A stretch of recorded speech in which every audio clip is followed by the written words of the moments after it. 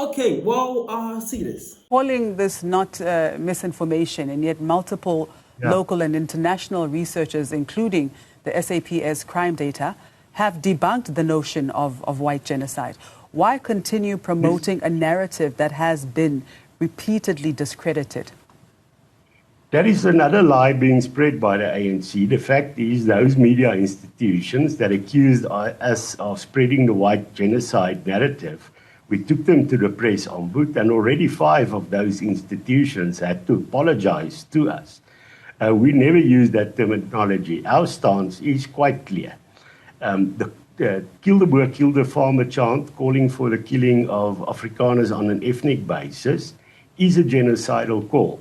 But we never said there's genocide. All we're asking from government is, and the president, condemn this call, acknowledge the fact that we are seeing tortures that accompany these murders, and declare it a priority crime. And in the country, priority crime doesn't mean it's more important. It says there needs to be a specific strategy. Even rhino poaching in this country is seen as a priority crime. Gang violence is seen as a priority crime, rightfully so. And that is what we want. Then with regard to expropriation, the president himself has now acknowledged that Section 19.2 of the Expropriation Act is unconstitutional. Unfortunately, Section 12.3 that allows for expropriation without compensation, he still defends that. And we have seen what happens elsewhere, in Zimbabwe, Venezuela, when you have these kind of clauses. So what we are doing to fight this, because we've seen what happened to the people of Zimbabwe. The poor, everybody suffers. The economy is destroyed. So what we are doing to fight against this Expropriation Act is loyalty to the country. Those promoting that, putting their party interests and ideology above the interests of the country are disloyal. So we are doing the right thing, and we can find solutions if we have a government that does not make themselves guilty of denialism. But now the question is, doing the right thing for who? But let's take it a step back. Let's take it a step back. For everybody. Well, so shared by the newsroom Africa, they say, in quote though, we never said there's a genocide. Afriforum CEO Kali Carroll said in an interview, he said Afriforum will continue to fight expropriation without compensation because it does not want SA to become like Zimbabwe, adding that their fight is about loyalty to the country. So that is the president of, the CEO of Afriforum. And mine is actually saying that they actually never ever said that there's a genocide happening in South Africa, or basically there's no white genocide in South Africa.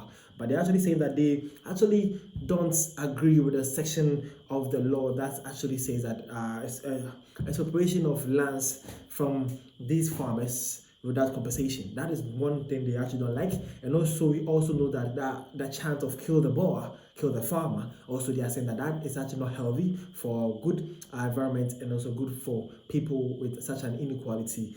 Well, so basically he's trying to say that they actually never ever channel or champion the cause of genocide in South Africa. Well, the question now is, if the Afriforum whole people are not saying that they channeled or they championed this call, where did Donald Trump and his US team actually got the genocide in South Africa, or the white genocide in South Africa from? Was it Elon Musk? Will it be Elon Musk though? Just a question. Who do you think is actually for the cause of this whole brouhaha between Trump and the South African people? Let me know in the comment section, okay? What's this? This person came commenting under the Newsroom Africans tweet saying, so now they say there's no genocide yet. They have allowed the narrative to spread. You can't claim loyalty to the country while fooling fear and division and comparing SA to Zim every time land reform is mentioned. It's misleading and irresponsible. So that's the South African right here, and he's saying that this is actually misleading and it's irresponsible. Why do we always have to cause division in our country? Very good point. Again, man says, how did Donald Trump come up with that narrative? Yeah, for sure though. Who should be blamed for that? Hopefully you guys are not targeting Elon Musk though. Yeah, could it be him? Well, let's see. Again, man says in quote, he says, we never said there's no white genocide, but they happily encourage Trump's false remarks of white genocide. They cheer him on instead of correcting the narrative. To the boss and Afrikaners, be careful of the devil you are inviting to our shores. Wow, that's brother is actually saying this. Again, man says he's right. To me, expropriation of land without compensation is the same as land grab. ANC is just using first word there. Well, basically, if you're actually going to expropriate land without compensation, that is actually not true. That's not good though. Although I've seen countless of time that the South African president are saying that they will actually expropriate lands, but will actually be going according to the South African laws and constitution. But hopefully there will be compensation for that matter, or there should be something packages for that, because you taking land like that will actually leave some people also homeless and also hard to find themselves. So basically there should be a balance in the law, or balance in every act that is actually going to happen, so that each parties will actually be fine. Right? Good. And lastly, too, man says that there's nothing wrong with that Afriforum is doing. When the other Afrikaners raised their past flag, the people cried foul because it symbolized oppression. If there will be a song of killing African people, how will those people feel about that? I'm asking at the time of peace.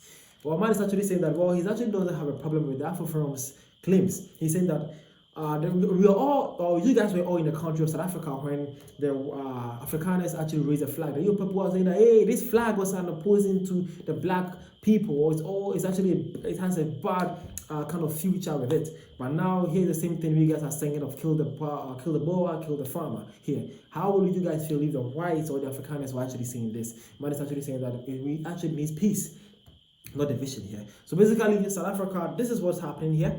These are more is actually happening. I want you guys to, as you're watching this, at the comment section, let's see where you stand and what do you actually think needs to be done so that things can get better ahead. And if it's that shit, thank you for your time, and see you guys around for more African tips and African news. Thank you.